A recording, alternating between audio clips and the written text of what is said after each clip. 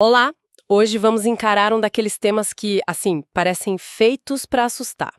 A organização administrativa do Estado brasileiro. É um tema denso. Recebemos um material aqui que é super completo, mas, confesso, à primeira vista, a sopa de letrinhas com autarquia ou SCIP, desconcentração, é um pouco intimidadora. Totalmente. Nossa missão aqui é decifrar juntos o que significa cada peça desse motor e entender, no fim das contas, como o governo realmente funciona. Exatamente. É a grande pergunta, né? Como é que uma ideia tão abstrata, o Estado, que está lá na Constituição, consegue de fato construir uma estrada, fiscalizar um restaurante ou pagar uma aposentadoria? Pois é. A resposta está em como ele se organiza, como ele distribui as tarefas, e tudo se resume a dois movimentos principais. Um de se organizar por dentro e outro de criar novas entidades para ajudá-lo na missão. É como um grande quebra-cabeça. Ok, então vamos começar pelas peças maiores do quebra-cabeça. O material faz uma distinção logo de cara entre entidades políticas e entidades administrativas. Isso. As políticas todo mundo conhece: União, Estados, Distrito Federal e os municípios. As fontes dizem que elas têm autonomia plena. Isso soa poderoso, mas o que significa na prática? Boa pergunta. Aliás, tem um detalhe curioso aqui. Os municípios têm prefeitos e vereadores, mas não têm um poder judiciário só deles. Por quê? Essa é uma ótima observação e já mostra como essa autonomia tem limites, né? A autonomia plena é o coração da nossa federação. Basicamente, são três capacidades que essas entidades têm. Certo. A primeira é a de criar suas próprias leis, o que a gente chama de autolegislação. Pensa na Câmara de Vereadores da sua cidade decidindo sobre o IPTU. A segunda é a de se organizar, ter seus próprios governantes eleitos, o autogoverno. E a terceira? Bom, a terceira é a de gerir seus próprios serviços, a autoadministração. Autoadministração. Exato. Os municípios têm tudo isso, mas a Constituição definiu que a estrutura da justiça é estadual ou federal, para manter uma uniformidade. Entendi. Então as entidades políticas são como os sócios fundadores do país, definidos na Constituição, enquanto as administrativas seriam os gerentes especializados contratados para fazer o trabalho? Perfeito. Tipo o INSS, o IBAMA, a Petrobras. Essa analogia é perfeita. As entidades administrativas são exatamente isso: ferramentas, pessoas jurídicas com CNPJ próprio, que os sócios fundadores criam para executar uma tarefa muito específica. Ah, tá. A União não quer cuidar diretamente de cada detalhe da Previdência. Então ela cria uma autarquia especializada, o INSS, para fazer só isso. É a primeira grande divisão do trabalho. E essa divisão nos leva a dois conceitos que, segundo as anotações, são a fonte de toda a confusão: descentralização e desconcentração. A dupla clássica. Os infográficos que recebemos ajudam muito. A descentralização parece um mapa de família se espalhando, sabe? Criando novas pessoas jurídicas. E o material grita em caixa alta: não há subordinação ou hierarquia. Exato.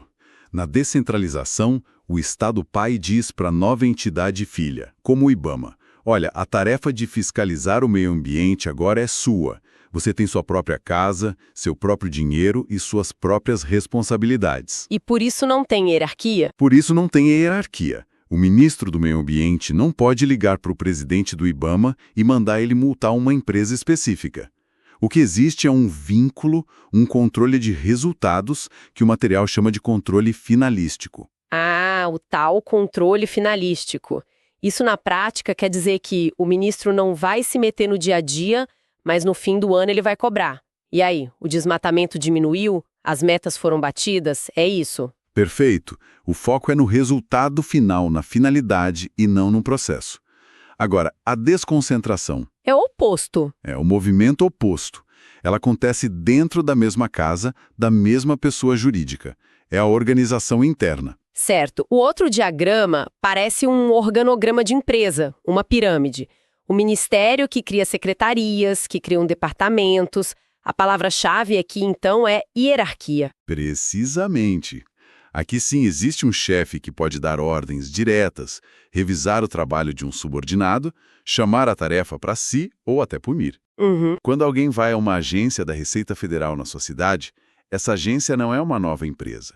Ela é um braço da União, um órgão que nasceu da desconcentração para que a Receita Federal estivesse presente no país inteiro. É a mesma pessoa jurídica. A mesma pessoa jurídica se organizando em diferentes salas para trabalhar melhor. Ok, isso ficou bem mais claro.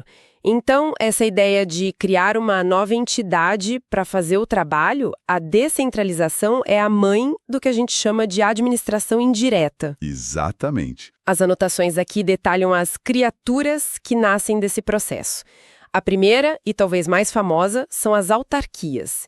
O que elas têm de tão especial? As autarquias são o Estado atuando de forma especializada. Elas são criadas por lei, com dinheiro público, para executar uma atividade que é típica do governo que não visa lucro. Certo. Pense nas universidades federais, no INSS, no Banco Central. E um exemplo muito importante são as agências reguladoras, como a Anatel ou a Anvisa. Sim, o material destaca que os diretores dessas agências têm mandato fixo. Por que isso é tão importante? Não seria mais fácil o presidente poder trocar o chefe da Anvisa quando quisesse? Seria mais fácil, mas seria perigoso. O mandato fixo é uma blindagem contra interferências políticas do governo de plantão. Uma blindagem? Imagina que um governo não goste de uma vacina que a Anvisa aprovou com base em critérios técnicos. Sem um mandato fixo, o presidente poderia simplesmente demitir o diretor e colocar alguém que proibisse a vacina. Claro. O mandato garante que as decisões em setores estratégicos, saúde, telecomunicações, energia, sejam técnicas e estáveis, e não mudem a cada 4 anos. Faz todo sentido. Agora, saindo das atividades típicas do Estado, entrando no mundo dos negócios, temos as empresas públicas e as sociedades de economia mista. Isso. A diferença básica parece ser o dinheiro. A empresa pública é 100% pública, como a Caixa, e a sociedade de economia mista tem sócios privados, como a Petrobras. Mas isso muda tanto assim o jeito como elas funcionam? Muda completamente. E essa é uma das áreas mais fascinantes do direito administrativo. Quando essas empresas estão no mercado competindo, a regra geral é que elas joguem com as regras do setor privado. Então elas não têm privilégios. Elas não têm privilégios como prazos maiores na justiça ou isenção de impostos que uma autarquia teria. Mas esperem pouco. Se a Caixa Econômica compete com o Itaú e o Bradesco, por que ela existe? Ela não estaria em desvantagem? Ou, por outro lado, se usasse a máquina pública, não seria uma concorrência desleal? Essa é a tensão constante. A Constituição permite que o Estado atue na economia em 2 situações: por segurança nacional ou relevante interesse coletivo. A Caixa, por exemplo, ela não serve só para dar lucro. Ela opera programas sociais como o Bolsa Família e o financiamento habitacional popular, coisas que talvez um banco privado não tivesse interesse em fazer com a mesma intensidade. Ela tem essa dupla natureza. E é aí que as coisas complicam. E é aí que as decisões judiciais ficam interessantes. Falando nisso, tem uma jurisprudência do STF citada aqui que parece muito importante. Ela diz que os bens de uma estatal que presta serviço público não podem ser penhorados. Como assim? Exato. Vamos traduzir isso. Imagine que a Petrobras tem uma dívida trabalhista com um ex-funcionário. Normalmente, se uma empresa privada não paga, a justiça vai lá e penhora bens, carros, um prédio, máquinas, para leiloar e pagar a dívida. Certo, procedimento padrão. O STF disse o seguinte: você pode até penhorar o dinheiro da conta da Petrobras, mas não pode ir lá e penhorar uma refinaria inteira. Ah, entendi. A grande sacada aqui é que mesmo que a Petrobras opere como uma empresa privada, você não pode simplesmente penhorar uma refinaria para pagar uma dívida, porque isso pararia o fornecimento de combustível para o país inteiro. Exatamente. O interesse público, o serviço essencial, se sobrepõe à lógica de cobrança da dívida. É isso. É exatamente isso. É um equilíbrio delicado. A empresa tem que ser eficiente como uma entidade privada, mas nunca pode se esquecer do seu propósito público. E pode criar seus próprios braços especializados, administração indireta. Mas e quando o Estado não quer criar um novo órgão, mas sim ter a ajuda de quem já entende de um assunto na sociedade civil? Aí a gente entra no terceiro setor. Aí entramos no fascinante e, confesso, confuso mundo do terceiro setor. Confuso, mas fundamental. O terceiro setor é o reconhecimento por parte do Estado de que ele não é onipotente. Existem organizações na sociedade civil sem fins lucrativos que fazem trabalhos incríveis em áreas como educação, saúde, cultura. Com certeza. E o Estado pode e deve apoiar e firmar parcerias com elas. É uma forma mais moderna e colaborativa de gestão. Certo, mas a sopa de letrinhas aqui é grande. OS, OSCIP, OSC. Vamos tentar com um exemplo prático. Digamos que o governo queira criar um programa de reforço escolar numa comunidade carente. Como seria na prática com cada uma dessas siglas? Ótima ideia. Vamos lá. Se o governo decidisse usar um modelo de organização social, a OS, a prefeitura poderia, por exemplo, escolher uma ONG com histórico excelente em educação e firmar com ela um contrato de gestão. Um contrato de gestão. Isso. E esse contrato teria metas claras. Você precisa atender X crianças e aumentar a nota média em Y%.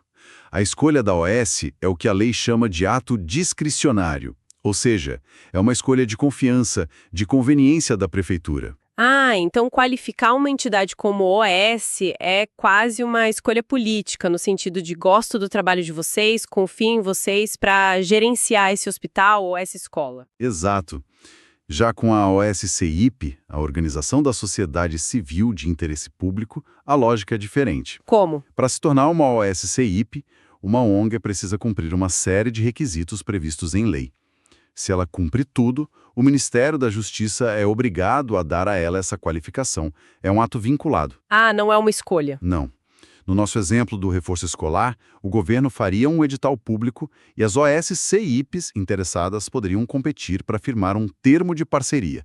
É um processo mais aberto. Entendi a diferença. E as OSCs, que são mais recentes? O material fala em 3 tipos de instrumentos: termo de colaboração, termo de fomento e acordo de cooperação. Isso. A lei de 2014 para as organizações da sociedade civil, as OSCs, tentou organizar ainda mais essa bagunça. A lógica é simples e baseada em quem teve a ideia e se tem dinheiro envolvido. Ok. Se a ideia do reforço escolar partiu da prefeitura e ela vai liberar dinheiro para isso, o nome do contrato é Termo de Colaboração. Agora, se uma associação de moradores já tem um projeto de reforço escolar e pede dinheiro para a prefeitura para expandir, aí o instrumento é um termo de fomento. Fomento porque a iniciativa partiu da sociedade. E o acordo de cooperação? Esse é para quando não há transferência de grana. Por exemplo, a associação de moradores já tem os voluntários e o material, e só pede que a prefeitura ceda o espaço de uma escola municipal nos fins de semana. Ah, só uma parceria de recursos não financeiros. Exato. Eles firmam um acordo de cooperação. É um sistema que busca dar nome certo para cada tipo de parceria, aumentando a transparência. Fantástico. O exemplo prático clareou tudo. Agora, para fechar, as fontes destacam alguns pontos teóricos e decisões judiciais que são aquelas pegadinhas de prova, né? Sempre tem. Tem uma ideia aqui que parece filosofia, mas que tem um impacto gigante. A teoria do órgão. Sim, e a analogia do material é a melhor possível. O braço não representa o corpo, ele é parte do corpo. Ele é o corpo. A teoria diz que quando um agente público, um servidor, está agindo dentro de suas funções, a vontade dele é a própria vontade do Estado. Ele não é um representante externo, como um advogado. E qual a consequência disso no mundo real? A consequência é a responsabilidade. Na prática, isso quer dizer que se um fiscal da Receita Federal abusa do poder e prejudica um cidadão, não adianta o governo virar e dizer foi ele, o problema é dele. Não dá para se isentar. Não. Para a lei, naquele momento, o fiscal e o Estado são a mesma coisa. A responsabilidade é do CNPJ e não só do CPF. O Estado tem que arcar com as consequências e depois, se for o caso, cobrar do servidor que errou. Isso dá uma segurança jurídica enorme para o cidadão. E o outro julgado interessante do STF é sobre a demissão de empregados de estatais. O texto diz que a demissão de um concursado precisa ser motivada. Isso é muito importante. É curioso. Um concursado da Petrobras não é um servidor público estável, com estabilidade total, mas também não pode ser demitido como um funcionário de uma empresa privada qualquer. Por que esse meio termo? Esse meio-termo existe para proteger os princípios da administração pública, que ainda se aplicam a essas empresas. Se para entrar numa estatal é preciso passar em um concurso público, um processo impessoal, baseado no mérito, Exatamente, a saída também não pode ser arbitrária. exatamente, a saída não pode ser totalmente arbitrária. A empresa não precisa abrir um processo administrativo complexo, mas precisa formalizar por escrito o motivo da demissão. Corte de custos, baixo desempenho, reestruturação. Ou seja, uma justificativa plausível. Exatamente. Isso impede que o empregado seja demitido por perseguição política ou por uma decisão pessoal de um gerente, por exemplo. Garante que, mesmo num ambiente competitivo, a gestão de pessoas numa empresa do Estado ainda siga regras mínimas de impessoalidade e moralidade. Uau! Então, o que aprendemos com tudo isso? Acho que o principal é que a estrutura do Estado não é um bloco de concreto, um monolito. Longe disso. É mais como um ecossistema vivo, com divisões internas para organizar o trabalho, que é a desconcentração, com a criação de entidades autônomas para especializar funções, que é a descentralização, e até com parcerias com a sociedade civil para conseguir ajuda. É uma arquitetura complexa, mas projetada para funcionar. O grande resumo é esse. A organização administrativa vive essa tensão constante entre centralizar para manter o controle e descentralizar para ganhar agilidade e eficiência. Controle versus agilidade. Sempre. Entender se um órgão tem hierarquia ou só um vínculo de supervisão, se uma entidade é de direito público ou privado, nos ajuda a decifrar como as políticas públicas boas ou ruins saem do diário oficial e chegam de fato na vida das pessoas. Perfeito. E para uma reflexão final. O material que a gente analisou nos apresentou as categorias clássicas, o Manual de Instruções do Estado. Mas, com a velocidade das transformações tecnológicas, com o surgimento de inteligência artificial, de parcerias público-privadas cada vez mais complexas, será que esses modelos ainda são os mais adequados? Boa pergunta. Fica a pergunta. Que novas formas de organização, talvez mais híbridas e flexíveis, podem surgir para responder aos desafios do futuro? E como elas vão se encaixar nas definições que a gente acabou de explorar?